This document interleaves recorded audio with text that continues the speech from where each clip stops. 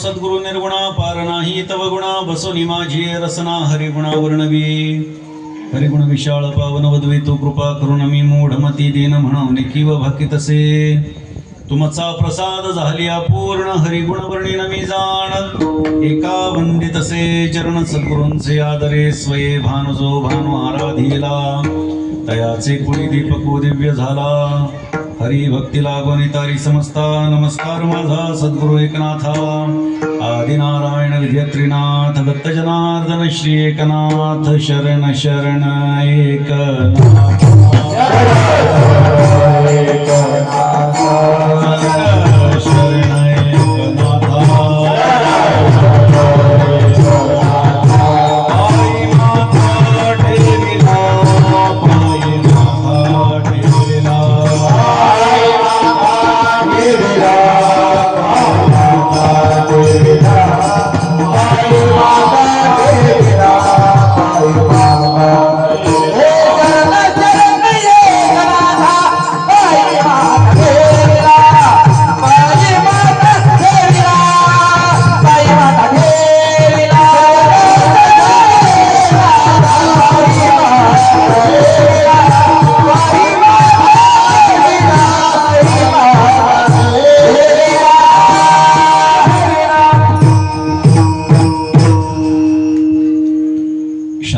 श्रीमंत शेखनाथ महाराजांचा अत्यंत महत्वपूर्ण असा अभंग आज सेवेकरता निवडलेला आहे.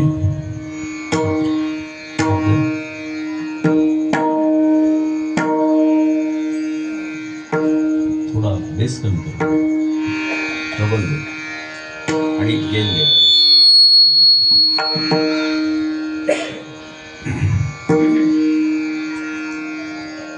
आपल्या नाणेगाव मध्ये तसं पाहिलं तर अखंड हरिनामचं हे सप्ताहाचं हे पहिलं वर्ष आहे आणि काय माझा योग आहे बघा. पहिल्या वर्षाच्या सप्ताहातलं पहिलं कीर्तन माझ्या वाट्याला आलंय. आपल्या सर्व भाविकांची नाथ महाराजांवर असणारी श्रद्धा आणि त्यापोटी या पंचकृषीतल्या मंडळींच्या माध्यमातून हा कार्यक्रम होतोय. मग नाणेगाव असेल, पुसेगाव असेल, खेरडा असेल. खेरड्याला 2 वेळा मी कीर्तनाला येऊन गेलो आणि इथेही कीर्तनाला यावं अशा पद्धतीची काही मंडळींची इच्छा आणि त्यामुळे पहिल्या वर्षाचं हे प्रथम कीर्तन पुष्प माझ्या वाट्याला आलेलं आहे. आदरणीय हरिभक्तीपरायण कृष्णा महाराज नवले यांच्या मार्गदर्शनाखाली हा सप्ताह या ठिकाणी सुरू आहे. आणि आल्याच्या नंतर आमची काही चर्चा झाली आणि त्या चर्चेमध्ये काही गोष्टी आपण विचारात घेतल्या. ती छोटी छोटी मुलं थोडी शांत केली तर बरं होईल. पहिल्या वर्षाच्या मानाने आणि पहिल्या दिवसाच्या मानाने भरपूर लोक आलेले आहेत बरं का. उत्तरोत्तर निश्चितपणे वाढत जातील या तेळ मात्र शंका नाही. थोडी शांत करा.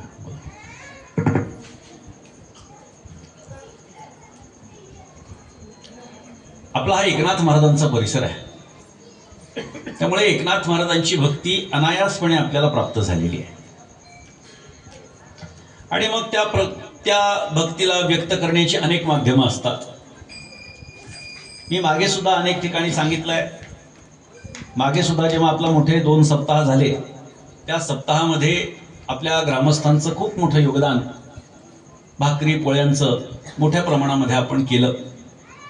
आणि एक प्रकारे ते कृतज्ञता व्यक्त करण्यासाठीच मी आलोय असं मला या निमित्तानं सांगावंसं वाटतंय. कारण धन्यवाद देणं हे दुसऱ्यासाठी आहे, लक्षात ठेवा. धन्यवाद हा दुसऱ्याला द्यायचा असतो, ओळखीचा नाही. इंग्रजीमध्ये ज्याला आपण थँक्यू, ही थँक्यू संस्कृती जी आहे ती आपल्याकडची नाही. कृतज्ञता व्यक्त करणं ही आपली संस्कृती आहे. म्हणजे तुम्ही आम्हाला सहकार्य केलं त्याबद्दल आम्ही तुमचे ऋणी आहोत. आणि ऋण हे फेडावं लागतं, ऋण हे फेडावं लागतं. थँक्स म्हणलं की काही नाही, नुसतं ओके. ही संस्कृतीत आमची नाही आहे. आमची जी संस्कृती आहे ती आम्ही कुठेतरी विसरत चाललोय आणि ती विसरू नये म्हणून अशा प्रकारचे हे कार्यक्रम आहेत. अखंड हरिनाम सप्ताह ही संकल्पना काही 300-400 वर्षांपूर्वी जुनी नाही किंवा संतांनी सुरू केलेली नाही. 100-150 वर्ष फार तर फार या परंपरेला झालेली आहेत. पण ही परंपरा कशासाठी? तर अध्यात्म सार्वत्रिकरित्या घडावं, सामुदायिकरित्या घडावं याच्यासाठी. आमचं भक्तिशास्त्र आम्हाला असं सांगतं की प्रत्येकाने आपल्या घरामध्ये एखाद्या ग्रंथाचं, समजा नाथ भागवताचं पारायण असेल, आपल्या घरामध्ये केलं तर त्या एका माणसाला एक पारायण केल्याचं पुण्य प्राप्त होतं. मात्र ग्रामस्थ मिळून समजा 50 लोक एकत्र बसले आणि ठरवलं एकनाथी भागवताचं पारायण करायचं, तर 50ही लोकांना 50 पारायण केल्याचं पुण्य प्राप्त होतं. हा भक्तीचा महिमा आहे, लक्षात घ्या.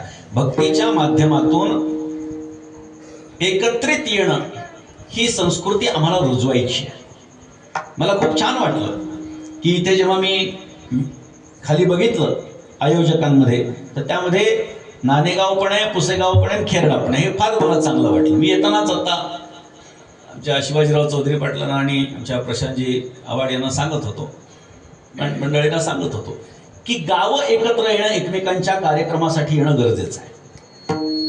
आमचा कार्यक्रम असेल तर आम्ही आमच्या सप्ताहामध्ये भाग घ्यायचा, तुमच्याकडे यायचं नाही. तुम्ही या बाबतीमध्ये पश्चिम महाराष्ट्र बघा आणि मराठवाड्यातला लातूर, बीड आणि नांदेड हा परिसर पहा, परभणी परिसर पहा. महाराष्ट्राच्या कानाकोपऱ्यामध्ये फिरत असताना ही थोडीशी कमतरता मला या ठिकाणी जाणवली, म्हणून मी ती व्यक्त केली की आमच्या गावचा कार्यक्रम असेल तर फक्त आमच्याच गावची मंडळी असतील, दुसऱ्या गावचा असेल तर त्यांचीच मंडळी असतील. या संस्कृतीला कुठेतरी फाटा देणं गरजेचं आहे. आमच्या सप्ताहाला तुम्ही या, तुमच्या सप्ताहाला आम्ही येतो, तुम्ही आम्ही, खेळी मेळी गदागोळी आनंद, हे संतांचं प्रमाण आहे. आणि म्हणून तुम्ही आमच्या सप्ताहाला आलात तर आमच्या सप्ताहाला आला असं मी म्हणणार नाही, तो आपला सप्ताह आहे. म्हणून मी जेव्हा गावामध्ये आलो होतो, 2ही वेळा आलो होतो, तेव्हा सांगितलं हा आपला कार्यक्रम आहे. कोणाचं तरी नाव द्यावं लागतं म्हणून योगीराज महाराज लिहिलाय, परंतु हा आपला कार्यक्रम आहे, आपला नाथ महाराजांच्या परंपरेचा हा कार्यक्रम आहे. आणि म्हणून आपण दिलेला प्रतिसाद हा न विसरता येण्यासारखा आहे. आणि म्हणून एकमेकांच्या गावामध्ये येऊन अशा प्रकारे अखंड हरिनाम सप्ताहामध्ये आपली काही ना काहीतरी सेवा आपण रुजू करतो, ही अत्यंत महत्वाची बाब आहे. परमार्थ हा सामुदायिकरित्या आहे आणि पंढरपूरच्या वारीला काही प्रत्येक जण जाऊ शकत नाहीत, म्हणून सामुदायिक परमार्थ व्हावा याच्यासाठी गावामध्येही 1 वर्षातून एखादे सप्ताह, एखादा आठवडा असावा. की जिथून आम्ही पारायण कसं करायचं हे शिकून जाऊ शकतो, जिथून आम्ही कीर्तन कसं श्रवण करायचं हे शिकू शकतो. काही जण म्हणतील कीर्तन कसं श्रवण करायचं हे शिकायची गोष्ट थोडी, बसायचं ना ऐकू येतं. नाही, ऐकणं वेगळं आहे आणि श्रवण करणं वेगळं आहे. ऐकणं काय आहे? कर्णपटलावरती शब्दांचा आघात होणं म्हणजे ऐकणं आहे. आणि श्रवण करणं म्हणजे काय? त्या श्रवणाचं फल आपल्याला केव्हा प्राप्त होणार आहे? लक्षात घ्या, कीर्तन कसं श्रवण करायचं याचं देखील शास्त्र आहे. त्याचा लाभ आपल्याला केव्हा प्राप्त होणार आहे त्याचं देखील काय आहे? शास्त्र आहे. विश्वासो गुरुवाक्येषु स्वस्मिन् दीनत्व भावना मनोदोष जयश्चैव कथायां निश्चला मतिः एवमादि कृतंचेत स्यात् तदा वै श्रवणे फलम. श्रवणाचं फल केव्हा प्राप्त होतं? शास्त्रकार आम्हाला सांगतात, विश्वासो गुरुवाक्येषु, जो कोणी वक्ता या व्यासांच्या गादीवरती, नारदाच्या गादीवरती उभा असेल त्याच्या ठिकाणी गुरुभाव बाळगायचा. म्हणजे ही व्यक्ती केवळ माझ्याच उद्धारासाठी काहीतरी बोलती आहे आणि त्यांच्या अनेक वाक्यांपैकी एखादं वाक्य, त्यांनी दिलेल्या अनेक प्रमाणांपैकी एक प्रमाण हे केवळ माझ्यासाठी जर लागू पडलं तर माझं जीवन बदलू शकतं, माझं अवस्थांतर होऊ शकतं. मी पामराच्या अवस्थेतून विषयीतून जिज्ञासूच्या अवस्थेतून मुमुक्षुच्या अवस्थेतून भक्ताच्या अवस्थेमध्ये पोचू शकतो. अशी भावना निर्माण होणं ही गरजेचं आहे. स्वस्मिन् दीनत्व भावना, मी कोणी मोठा आहे, मी अमुक आहे, मी तमुक आहे, मी श्रीमंत आहे, मी पदधारी आहे, काही नाही. स्वतःच्या ठिकाणी दीन भावना बाळगली पाहिजे. मनोदोष जयश्चैव, मनामध्ये कोणत्याही प्रकारचे विकार नसावेत, कोणत्याही प्रकारचा विचार चालू नसावा. कथायां निश्चला मतिः, कथेमध्ये बसल्यानंतर निश्चल मती असली पाहिजे. नाही तर बरेच जण काय असतात, एखादा माणूस आला की आल्यापासून जाईपर्यंत त्याला पोचवपर्यंत त्यांचं लक्ष त्यांच्याकडे असतं. मनोदोष जयश्चैव कथायां निश्चला मतिः, निश्चल मतीनं बसलं पाहिजे. बस मला बाकीच्यांशी काही देणं घेणं नाही. हे कोणी बघायचं, कोण आलं कोण गेलं कोणी पाहायचं, हे आयोजकांनी पाहायचं, श्रोत्यांनी बघायचं नाही. एवमादि कृतंचेत स्यात् तदा वै श्रवणे फलम. एवढं सगळं केलं तर आपल्याला श्रवणाचं फल प्राप्त होत असतं. आणि म्हणून हे श्रवणाचं फल प्राप्त होणं म्हणजे कीर्तन कसं करायचं, कसं ऐकायचं हे कळणं आहे. हरिपाठ कसा करायचा, ह्या सगळ्या गोष्टी या ठिकाणी शिकायला मिळतात. म्हणजे 8 दिवसाचं हे प्रशिक्षणच आहे, हे प्रशिक्षण केंद्र आहे. ही भूमिका आपण लक्षात घेतली पाहिजे. आणि मग 8 दिवसानंतर परमार्थ संपला, वर्षभराचा कोटा पूर्ण झाला असं नाही आहे. मग आता काय करायचं? राहिलेल्या उर्वरित दिवसांमध्ये त्या पद्धतीचं आचरण करण्याचा प्रयास करायचा. मग एखादी गोष्ट चुकली तर पुढच्या वर्षी पुन्हा आपल्याला लक्षात येणार आहे की काय आपलं चुकलं होतं, काय बरोबर करायला पाहिजे. ही भूमिका अखंड हरिनाम सप्ताहाची आहे. ही गोष्ट आपण लक्षात घ्या. ठीक आहे, काही हरकत नाही. पण ज्याला आपण देर आहे दुरुस्त आहे असं म्हणतो, पहिलं वर्ष आहे पण मोठ्या आर्ततेनं आपण हा कार्यक्रम या ठिकाणी साजरा करत आहात, ते पाहून मला समाधान वाटलं. आपल्या गावची दिंडी पैठणमध्ये येते. केदारजीने मला सांगितलं की 20-25 तरुण मुलं आमच्याकडे येतात, आमच्या बरोबर येतात. पण ग्रामस्थांची संख्या जर बघितली तर 20-25 लोक फार कमी आहेत. लक्षात घ्या, नाथ महाराज हे आपल्यासाठी सर्वस्व असलं पाहिजे. माझी भूमिका लक्षात घ्या. आज आपण जे जगतोय ते केवळ आणि केवळ एकनाथ महाराजांच्या कृपेवरती जगतो, ही भूमिका आहे. आणि हा विश्वास असला पाहिजे. संतांची पायी हा माझा विश्वास, सर्व भावे दास झालो त्यांचा, तेची माझे हित करीती सकळ, जेणे हा गोपाळ कृपा करी. किंवा भागली या मज वाहतील कडिये, त्यांची आने जोडे सर्व सुख. आम्हाला तारण्यासाठी केवळ आणि केवळ एकनाथ महाराज हे कारणीभूत आहेत. आणि त्यामुळे एकनाथ महाराज आपल्या जीवनाचं सर्वस्व असलं पाहिजे. लक्षात ठेवा, जोपर्यंत आपली भक्ती एकनिष्ठ नसेल तोपर्यंत आमच्यावरती कोणताच देव कृपा करणार नाही. मी काय म्हणतो लक्षात घ्या. एकनिष्ठ भक्ती पाहिजे. सोमवार आला की महादेव, मंगळवार आला की देवी, बुधवार आला की विठ्ठल, गुरुवार आला की दत्त, शुक्रवार आला की पुन्हा देवी, शनिवार आला की शनिदेव, नाही तर मारुतीला, रविवार आला की खंडोबा. चालत नाही. आपण तो एक देव करुणी घ्यावा, आपण देव करुणी घ्यावा, आपण देव करुणी घ्यावा, आपण देव करुणी घ्यावा.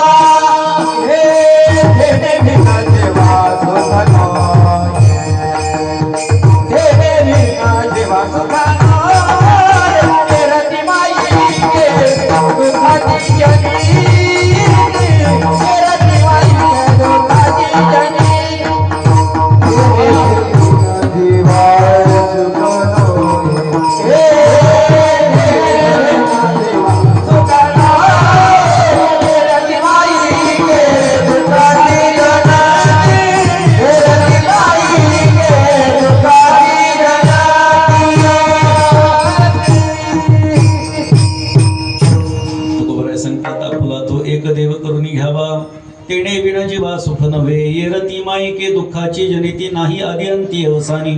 अशा पद्धतीचा उपदेश आम्हाला संत महात्म्याने करून ठेवला की एकाच देवाची उपासना करायची. नाथ महाराज म्हणतात, गातो एका, ध्यातो एका, अंतर्बाह्य पाहतो एका, अगुणी एका, सगुणी एका, गुणातीत देखो एका, जनी एका, वनी एका, निरंजनी देखो एका, संत जना पढिये एका, जनार्दना कडिये एका. त्या एकाची उपासना करायची. एक धरिला चित्ती आम्ही रखुमाईचा पती, म्हणजे त्या एका परमात्म्याची कथा कीर्तन करावं. तच्चिंतनम तत्कथनम अन्योन्यम तत्प्रबोधनम, त्याच्याशिवाय बोलण्याची नाही. आता देवाविना काही अनेक प्रमाण आपल्याला त्या संबंधानं देता येतील. एकाची उपासना करायची. एकावरती निष्ठा जर आपण बाळगली तर निश्चितपणे कृपा केल्याशिवाय राहणार नाही. बघा, एकनाथ महाराज हे ऐश्वर्यवान संत आहेत आणि एकनाथ महाराज हे शांत असणारे संत आहेत. संतांचा स्वभाव काय आहे? आपणा सारिखे करीती. बघा, सगळ्यांना पाठ आहे नाही का?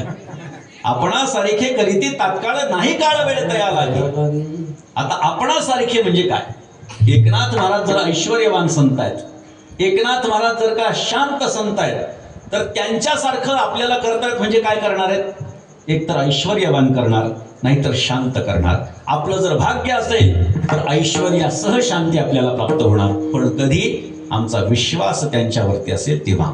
म्हणून एका जनार्दनी न घ्यावा संशय. नाथ महाराज म्हणतात, संशय घेण्याचं काही कारण नाही. संत महात्मे जे सांगतात त्याच्या एकेका शब्दाकडे, आकार, उकार, वेलांटी, मात्रा, काना या सगळ्या गोष्टींकडे बारकाव्यानं पाहिलं पाहिजे. वरवरचा परमार्थ कामाचा नाही. लक्षात ठेवा. होतंय कसं की माणसं वरवरचा परमार्थ करतायत, दाखवण्यासाठी परमार्थ करतायत, पण परमार्थ हा दाखवण्याचा विषय नाहीये. ही गोष्ट आपण लक्षात घ्या. पैठणला जर का आपल्याला 17 किलोमीटर इथपासून पडत असेल तर सकाळी सकाळी लवकर जर निघालं तर मॉर्निंग वॉकही होईल. इतर फायदे, इतर लाभ, पण याच्यासाठी परमार्थ करायचा का? अजिबात नाही.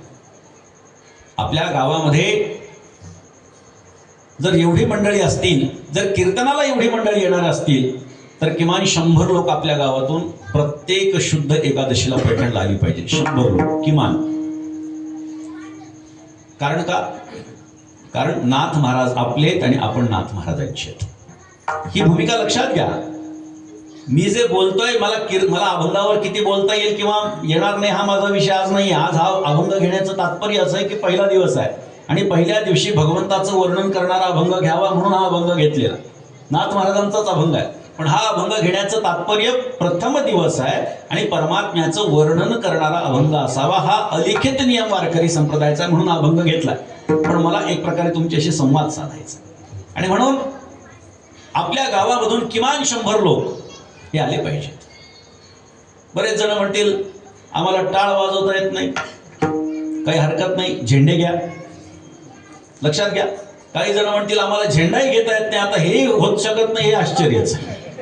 हा, पण झेंडाही घेता येत नाही. अहो नुसतं चाला, भगवंताचं नाव कानावरती येऊ द्या. लक्षात घ्या, ही जी माझ्यासमोर बसलेली सगळी पिढी आहे, ही जर आज परमार्थपर झाली नाहीत, नाथ महाराजांच्या पैठणला येऊन त्यांनी वारी केली नाही, तर आपल्या पुढच्या पिढ्यांचा परमार्थ हा धोक्यात आहे. लक्षात ठेवा. आपण आज शहाणं झालं पाहिजे. काय फरक पडतो? वर्ष आम्ही कोणत्याही कामासाठी देतो, एकनाथ महाराजांच्यासाठी आणि आत्मकल्याणासाठी आपल्याला एक दिवस देता येत नाही. आत्मकल्याणाचा विचार आपल्याकडून झाला पाहिजे. एक दिवस का असेना, महिन्यातला एक दिवस मी एकनाथ महाराजांच्यासाठी देईल, अशी भूमिका प्रत्येक तालुक्यातल्या प्रत्येक माणसाने जर का घेतली पैठण तालुक्यातल्या, तर पैठण तालुक्यातलं वातावरण चांगलं झाल्याशिवाय राहणार नाही. आज मुलं व्यसनाधीन झालेली आहेत, व्यसनाच्या नादी लागतात. ह्या छोट्या छोट्या मुलांवर काय परिणाम होईल जर आज आपण तत्पर झालो नाही, आज आपण नाथ महाराजांच्या चरणी सादर झालो नाहीत, तर आपलं भविष्य अंधारात. ही गोष्ट लक्षात ठेवा. मी आपल्याला घाबरवतोय असं समजू नका, परंतु मी जे पाहतोय ते मी आपल्याला सांगतोय. ही तरुण पिढी आज येणं गरजेचं आहे. गावातली मंडळी तर येतीलच. आता मुळे महाराज आणि आमचे भाऊसाहेब पाटील आम्ही तिथे बसलो होतो.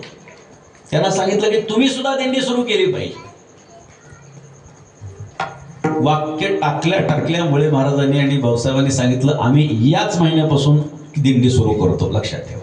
ही तत्परता परमार्थामध्ये असावी. करावी तातडी परमार्थाची. सगळे प्रमाण आहेत आपल्याकडे हळूहळू चाला पण आहे. कोणी कोणाशी न बोला आणि करावी तातडी परमार्थाची पण आहे. तातडीनं निर्णय घेतला, चांगले निर्णय तातडीनं घ्यायला पाहिजेत. उशिरा निर्णय घेण्यामध्ये काय अर्थ नाही. आज आम्हाला कळालं पाहिजे, आम्हाला पुढचा श्वास मिळेल की नाही शाश्वती नाहीये. एकनाथ महाराजांच्याकडे एक माणूस आला, विचार करत होता की नाथ महाराजांच्या जीवनामध्ये एवढं सुख, समाधान, शांती, समृद्धी आहे आणि माझ्या जीवनात का नाही. माझ्या जीवनात कष्ट आहे, दुःख आहे, त्रास आहे, दारिद्र्य आहे. असं नाथ महाराजांच्याकडे काय आहे जे माझ्याकडे नाही. त्यांच्यामध्ये आणि माझ्यामध्ये वरवर पाहता काही भेद नाही, पण त्यांचं जीवन एवढं आदर्शवत आहे आणि आमचं जीवन असं साधं आहे. नाथ महाराजांच्याकडे गेला, महाराज तुमच्या जीवनामध्ये तुम्हाला जो आनंद प्राप्त होतो तो माझ्यासारख्याला का होत नाही बरं. तुम्हालाही काही घरी कमी त्रास आहे असं नाही, पैठणमध्ये कमी त्रास आहे असं नाही, पण तुम्ही देहीच विदेही भोगदशा या अवस्थेमध्ये राहता, आम्हाला ते का होत नाही. नाथ महाराजांनी सांगितलं ते का होत नाही का हा नंतरचा विषय म्हणले, पण मला तुझं जरा भविष्य सांगायचं म्हणले. 8व्या दिवसाचा सूर्योदय तू पाहू शकणार नाही म्हणले बाबा. नाथ महाराजांना विचारायला गेलेला तो साधक की तुमच्यासारखा आनंद आम्हाला कधी मिळेल, तुमच्यासारखी अवस्था माझी कधी होईल. काही ऐसी दशा येईल माझे अंगा, चित्त पांडुरंगा झुरत असे. पाऊस आला का?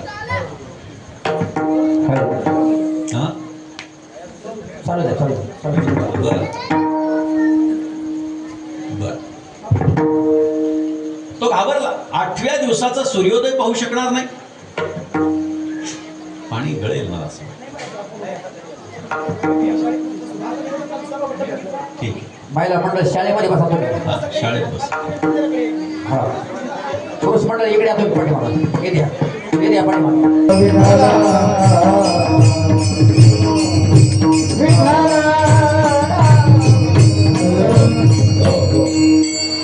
बसा. जास्त त्रास सुरू झाला तर मग उठा.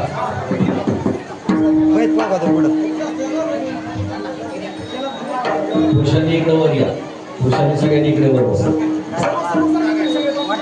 थोडा असं पुढे सरकार नाही. बसा उभे राहिले बसा.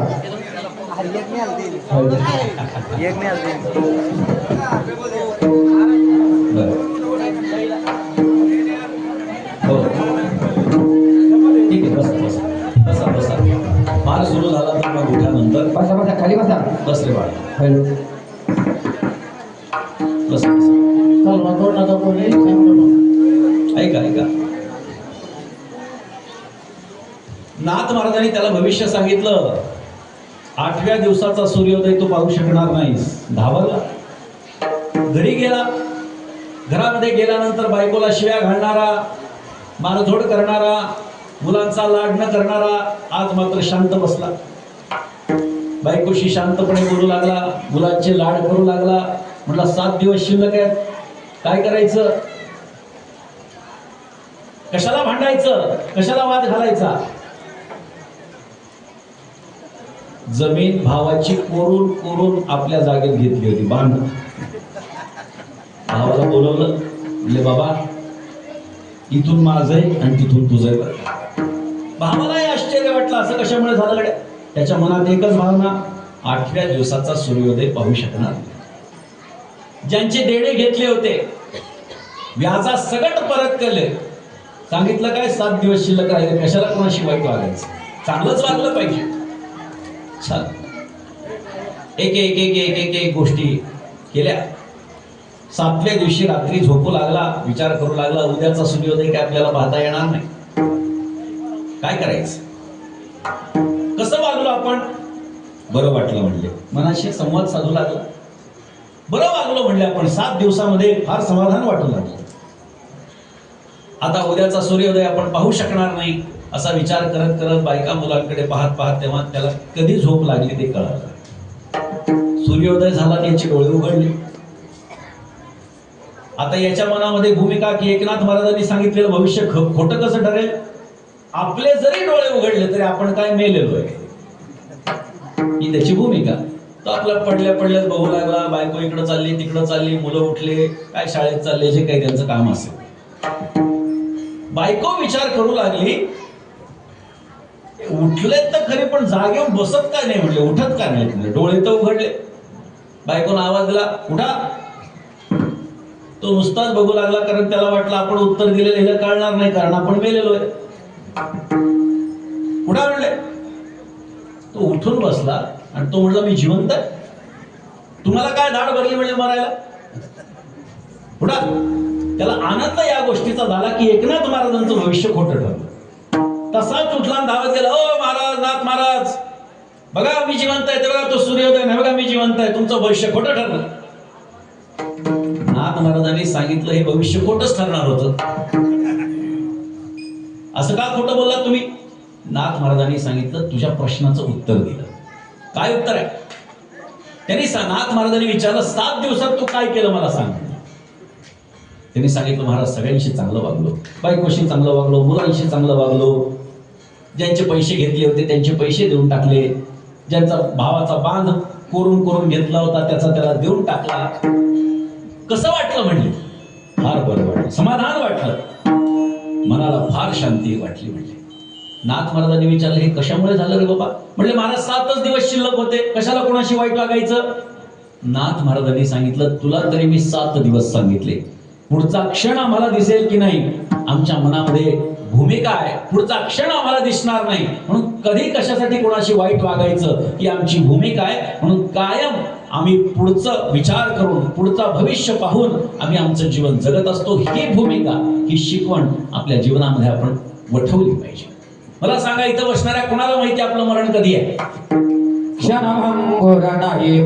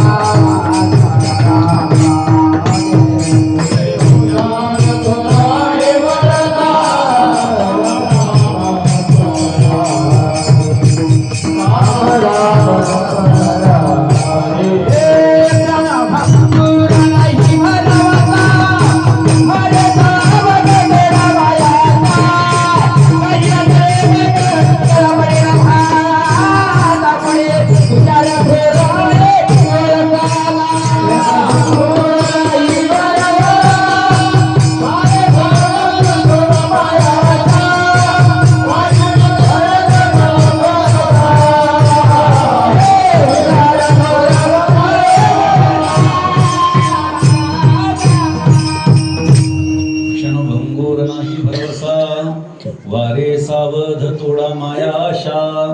कोणाचाही भरोसा नाही, लक्षात ठेवा, कोण कधी जाईल. ते भर्तृहरीच्या नीती शतकामधलं एक वाक्य आहे, त्याच्यावरती एक हिंदी टीका आहे. त्याच्यामध्ये म्हटलंय, न जाने इस सांस का आवन कब रुक जाए. माहित नाही हा श्वास आमचा कधी थांबणार आहे. म्हणून जे आयुष्य आम्हाला प्राप्त झालेलं आहे ते आपण सत्कारणी लावलं पाहिजे. निश्चितपणे आमच्या पाठीमागे उद्योग धंदा, शेती, वाडी सगळ्या गोष्टी आहेत, पण एक दिवस, महिन्यातला एक दिवस आपण आत्मोद्धारासाठी दिला पाहिजे, म्हणजे नाथ महाराजांसाठी दिला पाहिजे. आणि म्हणून मला खात्री आहे, केदार महाराज, ही मंडळी पुढच्या वेळी वाढते. तरुणांची संख्या आहे, तुमचे सरपंच सुद्धा तरुणच आहेत, नाही का. त्यामुळे तरुणांची संख्या असेल, महिलांची संख्या असेल, ही निश्चितपणे वाढेल. मात्र त्याच्यात तुमच्या वाटेमध्ये एक बदल थोडासा सुचवता जाता की आपण पैठणमध्ये फक्त समाधी मंदिरात जाता, पण नाथ महाराजांच्या वाड्यामध्ये आल्याशिवाय ती प्रदक्षिणा पूर्ण होणार नाही. त्याच्यामुळे आता बरेचसे मायगावची वगैरे मंडळी जी आहेत, तर ती गावातल्या मंदिरामध्ये येतात. आपण मला असं वाटतं बस स्टँड पासून जर येत असू किंवा कुठूनही आलं तर मार्केट पासून आपण गावातल्या मंदिरात आलं पाहिजे आणि उजवं घेऊन आपण समाधी मंदिरामध्ये दिंडी विसर्जित केली पाहिजे. म्हणजे पूर्ण एक प्रदक्षिणा, नगर प्रदक्षिणा आपली सर्वांची होईल. आता त्याच्यामुळे हे सगळं का सांगतोय मी, की आमच्या मनामध्ये नाथ महाराजांच्या विषयी नितांत श्रद्धा आहे. मी खरड्याला सुद्धा सांगितलं होतं मुळे महाराज की काजू हो या प्यार दिखना चाहिए. माझं नेहमीच वाक्य, आमची नाथ महाराजांवर श्रद्धा नाही का? कुणाची श्रद्धा नाही? दिसली पाहिजे. तुम्ही जा आळंदी देहू परिसरामध्ये जा, तिथे ज्ञानोबा तुकोबा शिवाय तुम्हाला कोणाचं नाव ऐकायला मिळणार नाही. याचा अर्थ त्यांची नाथ महाराजांवर श्रद्धा नाही असं आहे का? नाथ महाराजांवर पण श्रद्धा आहे, बाकीच्याही संतांवर श्रद्धा आहे. पण देवा ही माझी मिराशी, ठाव तुझे पायापाशी, याचा धरीन अभिमान करीन आपुले जतन. याचा अभिमान आपण बाळगला पाहिजे. आम्ही नाथ महाराजांच्या गावचे आहोत. कारण आपल्याला बाहेर गेल्यानंतर महत्व मिळतं की नाही मला सांगा. तुम्ही पैठणचे म्हणल्यानंतर नाथ महाराज म्हणतात की नाही लोक सांगा, का पैठणी म्हणतात? नाथ महाराज पैठण म्हणलं की आपल्याला नाथ महाराज बाहेर गेल्यानंतर लोक श्रद्धेनं पाया पडतात. हा विचार आपण करा. म्हणून आमची श्रद्धा नाथ महाराजांवर असली पाहिजे. आता आपण इतक्या जवळचे आहेत, मला एका प्रश्नाचं उत्तर द्या. आता आपण एवढे सगळेजण बसलेले आहेत, कोणाकोणाच्या घरामध्ये एकनाथ महाराजांचा फोटो आहे? हात वर करा. एक माता भगिनीमधून 1 2 हात वर आले, तिकडे 2 3 4 5 10, या एवढ्या शेकडो लोकांमध्ये एकनाथ महाराजांचा फोटो जर का फक्त 5-10 लोकांच्या घरामध्ये असेल तर आम्ही श्रद्धा व्यक्त कुठे करायची? का पैठणला गेल्यावरच नाथ महाराज आहेत? नाथ महाराज यत्र तत्र सर्वत्र पाहिजे. आपल्या प्रत्येकाच्या घरामध्ये हॉलमध्ये नाथ महाराजांचा फोटो असला पाहिजे. रोज किमान उदबत्ती तरी त्याला ओवाळली गेली पाहिजे. महिन्यातून एकदा तरी हार घातला पाहिजे. आपल्या बागेमध्ये, आपल्या घरामध्ये, आपल्या शेताचं फुलं असतील तर फुल अर्पण केलं पाहिजे. हे का आपल्याला सांगतोय? आमची श्रद्धा आहे पण ती अव्यक्त आहे, ती व्यक्त झाली पाहिजे. आपण काही निर्गुण परमात्म्याचे उपासक नाही आहोत, लक्षात ठेवा. सगुणाचे उपासक आहोत. आपण पांडुरंगाची उपासना करणारे वारकरी संप्रदाय लोक आहोत. पांडुरंग स्थूल स्वरूपात आहे. या अभंगाचं थोडंसं चिंतन करणं आपल्याला गरजेचं आहे. मी आपल्याला या निमित्तानं का बोललो? ज्यांच्या घरामध्ये फोटो नाहीत, पुढच्या वर्षी जर का मला तुम्ही कीर्तनाला बोलवलं तर सगळे हात मात्र वर आले पाहिजेत. अशा पद्धतीचा पैठणमध्ये नाथ महाराजांच्या फोटोचा तुटवडा निर्माण झाला पाहिजे, लक्षात. अशा पद्धतीने आपण आठवणीने पैठणला गेलं की नाथ महाराजांचा फोटो घ्या. लक्षात घ्या, मागणी तसा पुरवठा आहे. तुम्ही नाथ मंदिरामध्ये जा, नाथ महाराजांचे सोडून सगळ्या देवाचे फोटो आहेत तिथे. तुम्ही फोटोची दुकानं सगळी बघा, नाथ महाराज आपले 2 फोटो कुठेतरी असतात, एक इथं एक तिथं, बाकीचे सगळे वेगळेच.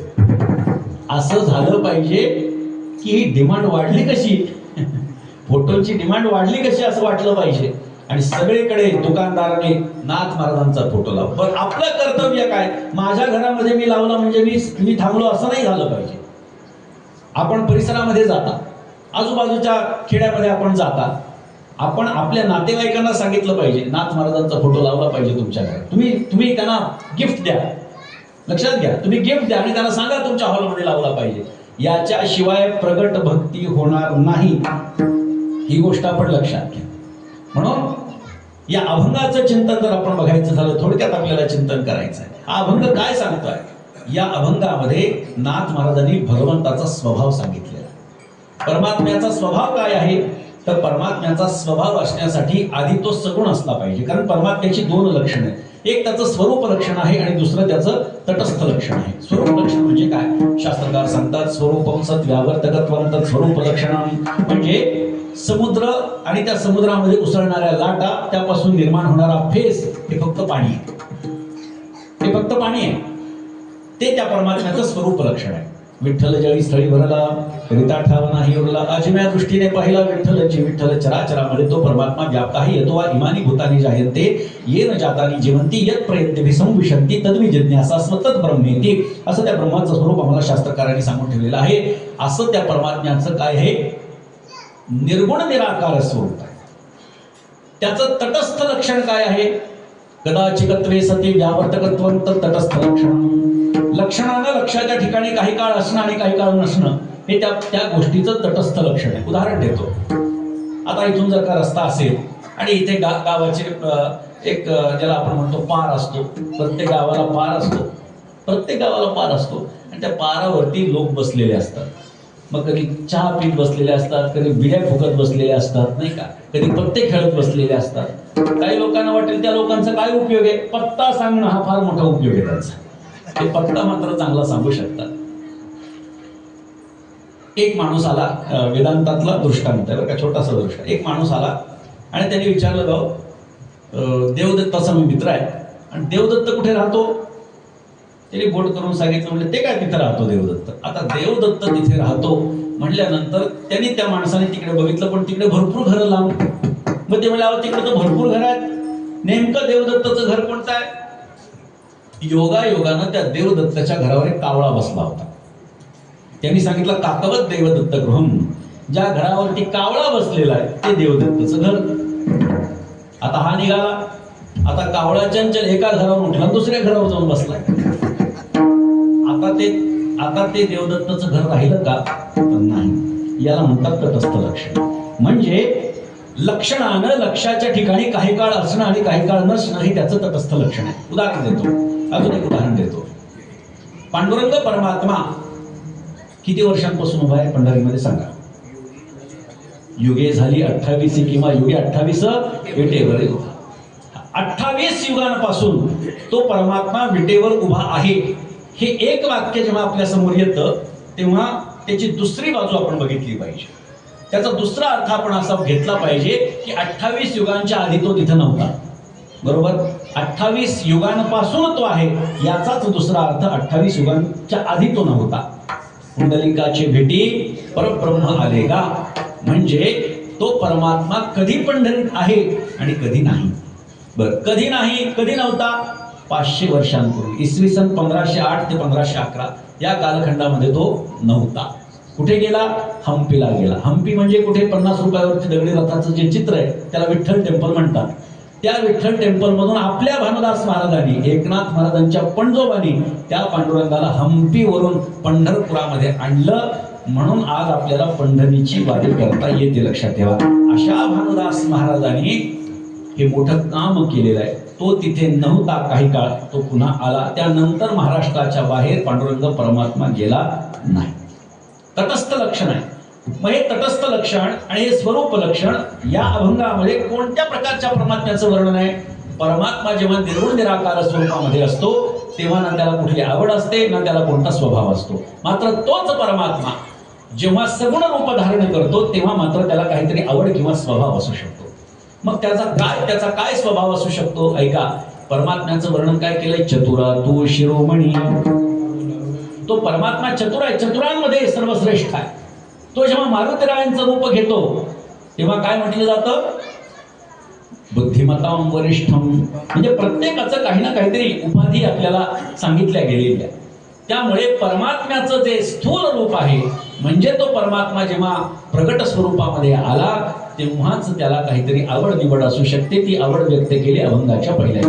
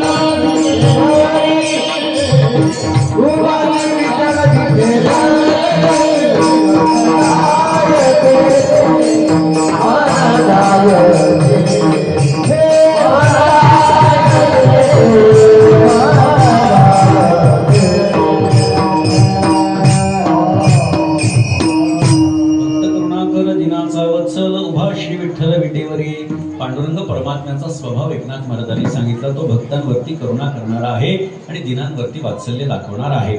भक्त कोण आहे आणि दीन कोण आहे याचा विचार करा.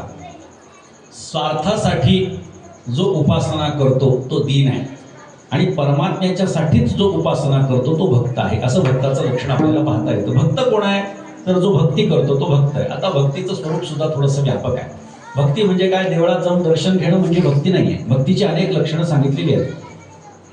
नारदांनी त्यांच्या भक्तिसूत्रामध्ये असं सांगितलं आहे, कथादिश्रुती गर्ग हा गर्गाचार्यांच्या दृष्टीनं भक्तीचं लक्षण काय आहे? श्रद्धेनं कथा करणं. आत्मरत्य विरोधिनी शांडिल्य हा आत्मस्वरूपाच्या विरोधाचा व्यापार टाकून परमात्म्याच्या चरणी एकतानता ठेवणं शांडिल्य ऋषींचं मत आहे. पूजा दिश्वानुराग इति पाराशरः, भगवंताची श्रद्धेनं पूजा करणं हे भक्तीचं लक्षण कोणी सांगितले? पाराशर अर्थात पराशर ऋषींचे पुत्र असणाऱ्या भगवान व्यासांनी सांगितलेलं आहे. आणि नारदांनी स्वतःचं मत सांगितलं. नारदस्तु तदर्पिताखिलाचारिता तद्विस्मरणे परम व्याकुलतेति. आपले सगळेच्या सगळे व्यापार परमात्म्याच्या चरणी अर्पण करून त्याचा क्षणभर जरी वियोग झाला तरी फुटोपा हे हृदय अशी अवस्था निर्माण होणं याला भक्ती म्हणतात. अशी भक्तीची अनेक लक्षणं सांगता येतील. द्रुतस्य भगवत धर्मा धारावाही कथांगता सर्वेशे मनसो वृत्ती भक्तिरित्य विधीयते. मधुसूदन सरस्वतीने आपल्याला ही गोष्ट सांगितलेली आहे भक्ती रसायन नामक ग्रंथामध्ये की ज्याप्रमाणे तैलधारवत ज्याला आपण म्हणतो, पाण्याची धार आणि तेलाची धार याच्यामध्ये भेद आहे. पाण्याच्या धारेमध्ये जेव्हा पाणी संपायला येतं तेव्हा थेंब थेंब पडतात, मात्र तेलाची धार जेव्हा संपायला येते तेव्हा त्याच्यामध्ये काय असते? एकतानता असते, सलगता असते, सहजता असते. तसं अंतःकरणाची वृत्ती परमात्म्याच्या चरणावरती लागून राहणं हे भक्तीचं लक्षण आहे. असं अशा प्रकारे मधुसूदन सरस्वतीने सांगितलं. अहो भगवंतानं सुद्धा त्याच्या भक्तीची व्याख्या सांगितली आहे. अहर्निशी माझी कथा, अहर्निशी माझी वार्ता, अहर्निशी माते ध्याता, भक्ती तत्वता ती नाम बोलवाळा.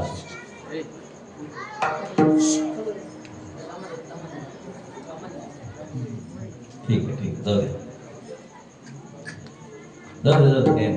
हा, अखंड माझीच कथा करायची, अखंड माझ्याच बद्दल बोलायचं, बोलण्याची नाही आता देवाविण काही, हे भक्तीचं लक्षण आहे. आणि ही क्रिया ज्याच्या माध्यमातून होते त्याला भक्त म्हणायचं. आणि अशा प्रकारच्या भक्तांवरती परमात्मा काय करतो? करुणा करतो. आणि दीन कोण आहे? आता भक्ताचं उदाहरण देण्याचं काही कारण नाही. भक्त प्रल्हाद एक उदाहरण आहे.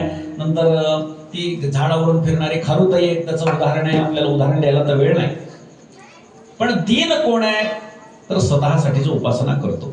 लक्षात घ्या, आपण भक्त प्रल्हाद असं म्हणतो, कधी भक्त ध्रुव असं म्हटलेलं ऐकलंय का? भक्त ध्रुव, भक्त उपमन्यू अजिबात नाही. कारण ते स्वार्थासाठी उपासना करणारे होते. त्या उपमन्यूची कथा मी नेहमी सांगतो. आपल्याला भक्त प्रल्हाद, आपल्याला ध्रुव बाळाची कथा माहिती आहे. उत्तानपाद राजा, त्याची सुनीती सुरुची नावाच्या 2 बायका ते मांडीवरून ओढलं, त्याच्यामध्ये काही सांगत नाही, ते आपल्या सर्वांना माहिती आहे. पण उपमन्यूची कथा आपल्याला माहिती नाही. उपमन्यू एक गरीब घरचा मुलगा, घरामध्ये गाय नाही. पूर्वीच्या काळामध्ये ज्याच्याकडे गाय नसायची तो गरीब असायचा. आणि मग आपल्या मुलाला दूध द्यावं असा विचार त्याच्या आईला असायचा, पण त्याला काही दूध त्यांच्याकडे नसायचं. मग आईनं पाण्यामध्ये पीठ कालवायचं आणि मुलाला म्हणायचं, उपमन्यूला म्हणायचं, दूध पी. आणि त्याने ते मोठ्या आनंदानं प्यायचं.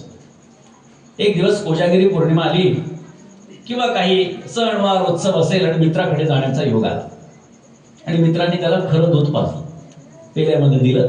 त्यांनी पहिला घोट घेतल्या घेतल्या विचारलं मित्राला बाजूच्या, अरे काय रे? ते मुलं हसू लागले. अरे म्हणले, दूध आहे, तुला कळत नाही? नाही म्हणले, असं नसतं दूध, दुधाची चव वेगळी असते. अरे हेच दूध आहे असं जेव्हा मित्रांनी सांगितलं तर मनामध्ये विषय निर्माण झाला, हे जर दूध आहे तर आपली आई आपल्याला रोज देते ते काय आहे? प्रश्न पडला. विचार करत करत रात्रभर जागा. दुसऱ्या दिवशी उठल्यानंतर आईनं नियमाप्रमाणे पाण्यामध्ये पीठ कालवून सांगितलं, उपमन्यू दूध पिऊन घे. उपमन्यूने प्रश्न विचारला, आई हे काय आहे? आईच्या लक्षात आलं काहीतरी गडबड झालेली आहे. आजपर्यंत हिने कधी विचारलं नाही हे काय, आज का विचारतोय हे बात का? आईनं सांगितलं दूध आहे. 4-5 वर्षांचं बालक, आईनं सांगितलं दूध आहे. त्यांनी विचारलं, हे जर दूध आहे तर काल मित्राकडे मी पिलं ते काय होतं? आईच्या लक्षात आलं. लक्षात घ्या, जेव्हा आपल्याला खरा आनंद कळतो ना तेव्हा विषयानंदामध्ये कधी आनंद राहत नाही. हा, ते विस्तार जाऊ द्या, विस्तार भरपूर करता येईल त्याचा. नित्यानंदा पुढे आनंद तो कोण, विषय सुखबाई बापुढे ते क्षीण. एकदा आपल्याला चांगल्याची संगती लागली, ती आवडू लागली, तर खराब लोकांच्या संगतीत आपल्याला राहावं वाटत नाही. लक्षात असा विचार आपल्या मनामध्ये येतो. किती क्षुल्लक विचार करणारी मंडळी आहे आणि आपली व्याप्ती किती मनाची, असा विचार येतो. आईला सांगितलं दूध आहे, पण त्यांनी सांगितलं हे जर दूध आहे तर कालचं काय होतं. आईच्या लक्षात आलं. त्यांनी सांगितलं मला खरं दूध पाहिजे. 4-5 वर्षाच्या मुलाला जसं आईनं समजून सांगावं, शांत बसावं म्हणून त्यांनी सांगितलं अरे आपण गरीब आहेत बाबा, आपल्याकडे दूध नाहीये, मग मला दूध कोण देईल. तिने आपलं सांगितलं देव बाप्पा देत असतो. देव बाप्पा देतो. कुठे आहे तो देव बाप्पा. तिने सांगितलं हे तिकडं वाना. जिकडं हात केला त्यांनी लक्षात ठेवलं की इकडं जायचंय आपल्याला. आईला न सांगता निघून गेला. देवर्षी नारद भेटले आणि नारदाने त्यांना नामाचा उपदेश केला, अनुष्ठान केलं. कशासाठी. दूध मिळावं.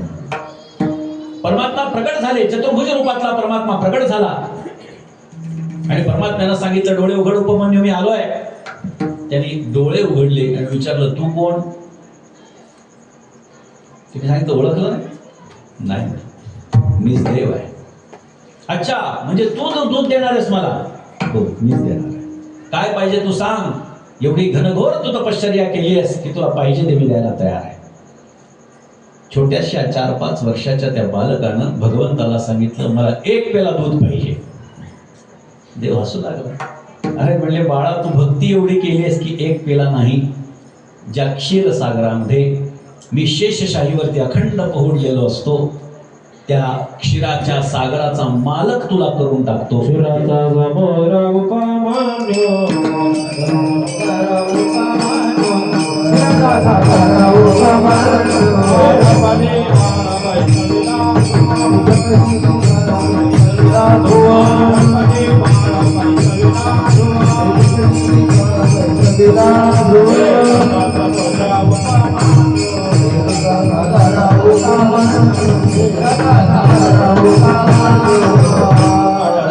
बाळ बैसविला ध्रुव, क्षीराचा सागर उपमन्या.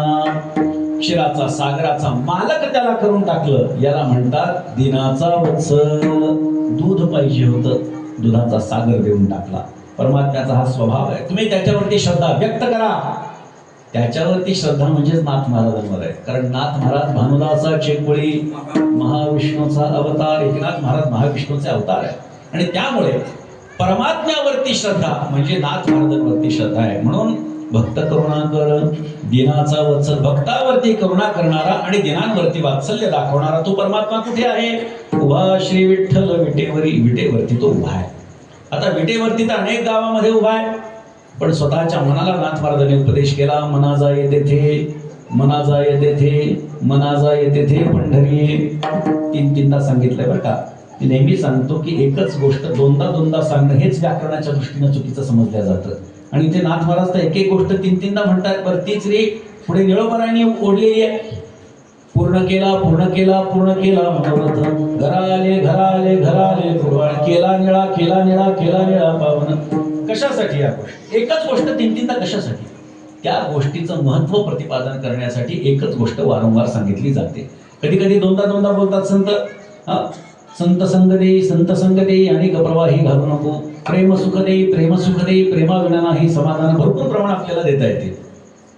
कधी कधी 3दा बोलतात. मना जाय तेथे पंढरी. कधी कधी 4दा बोलतात.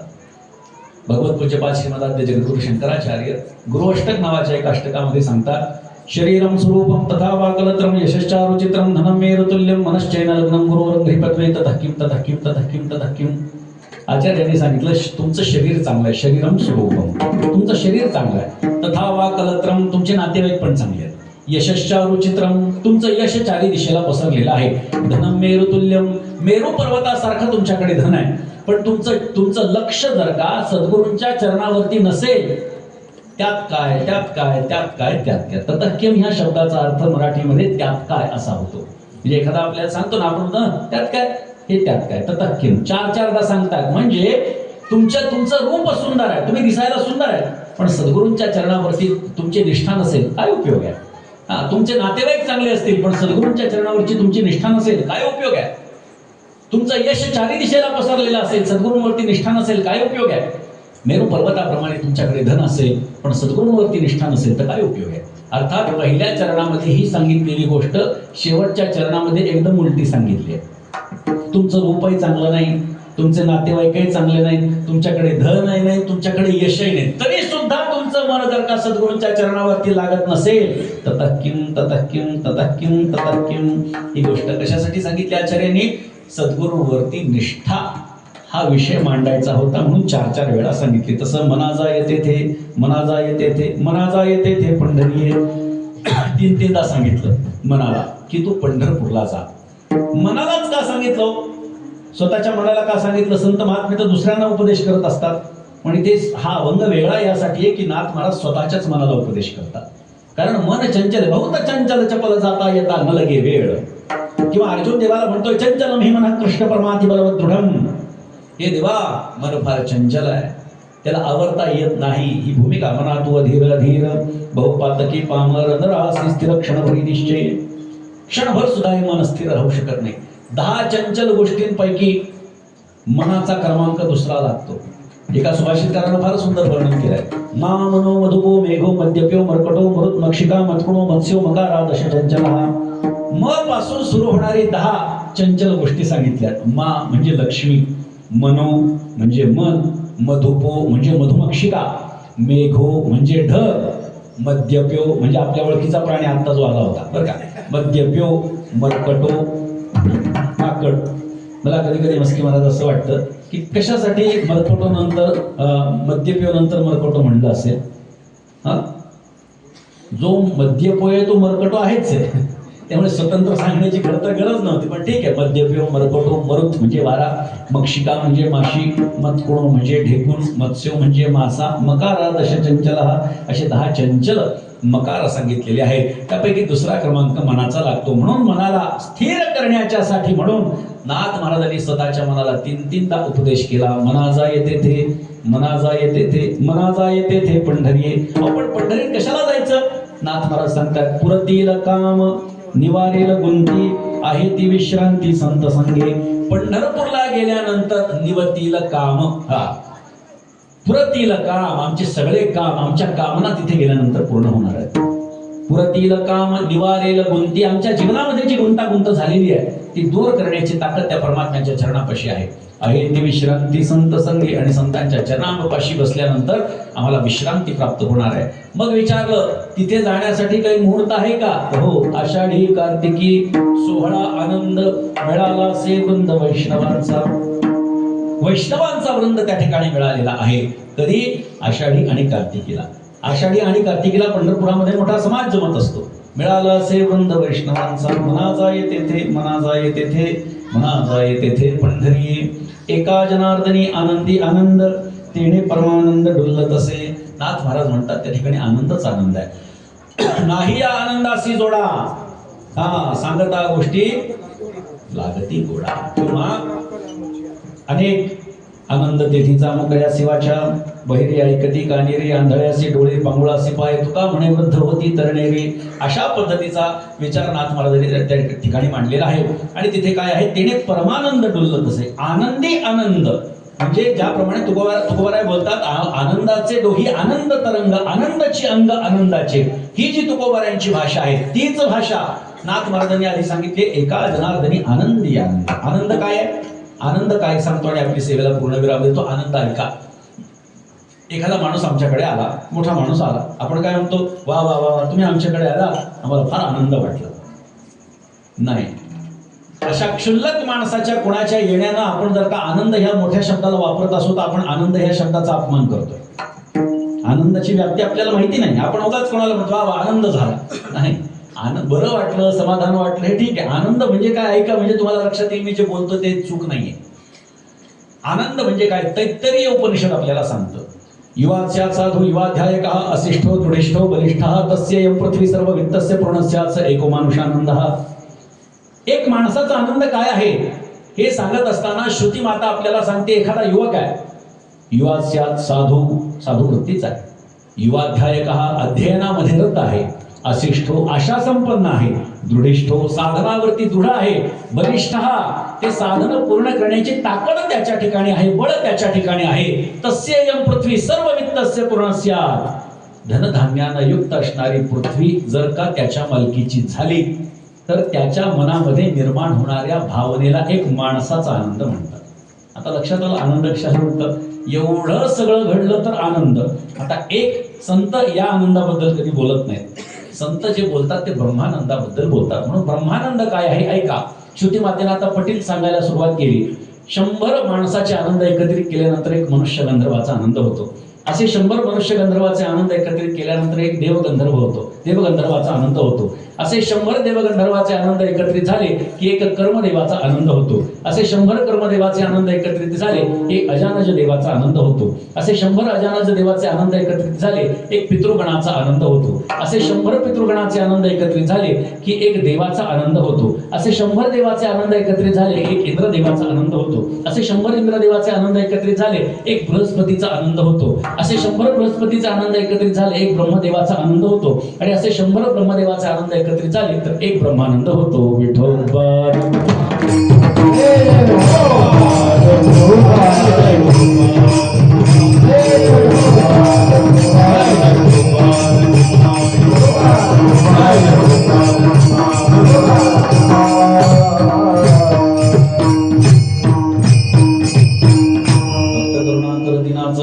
भाष्य विठ्ठल विटेवरी मना जाय तेथे मना जाय तेथे मना जाय तेथे पंढरी. यथामध्ये अभंगाचं चिंतन झालेलं आहे. आपल्या गावामध्ये नाणेगावमध्ये सुंदर पद्धतीने आपण हा कार्यक्रम या ठिकाणी साजरा करत आहात. भगवंतानं आपल्यावरती हा वर्षाव प्रेमाचा केला बरं का. पाऊस येऊन जर कीर्तन मोडलं असतं तर माझा जरा मुडाव झाला असता. पण हा प्रेमाचा वर्षाव आहे. मी जे काही मुद्दे मांडले भगवंताचा हा आशीर्वाद समजायचा. त्याच्यामुळे या मंडपामध्ये 10 जणांच्या घरामध्ये नाथ महाराजांचे फोटो आहेत हे मला कळालं. पण आता मी सांगितल्यानंतर किती जण आता पुढच्या महिन्यापर्यंत नाथ महाराजांचा फोटो घरात आणतील हात वर करा. हा तरी हात वर होत नाही. बर काही हरकत नाही. अर्ध्याच्या वर तरी झाले. बाकीच्यांना सद्बुद्धी मिळेल. लवकरच सद्बुद्धी बाकीच्यांना सुद्धा मिळेल हात वर करण्याची. असो आपण खूप चांगल्या पद्धतीने हा कार्यक्रम करता आणि या निमित्तानं मी कृतज्ञता व्यक्त करतो की चांगल्या पद्धतीने हा कार्यक्रम असाच पुढे होत राहावा, याची व्याप्ती वाढत जावी. यथामती अभंगाचं चिंतन केलं. झालेली सेवा शांती ब्रह्म श्रीमंत श्री एकनाथ महाराजांच्या चरणी तुम्हा सर्व सज्जन वृंदांच्या चरणी समर्पित करतो आणि माझ्या वाणीला पूर्ण विराम देतो. एक वार संतांचं सर्वांनी भजन करा. भानुदास एकनाथ भानुदास एकनाथ भानुदास एकनाथ भानुदास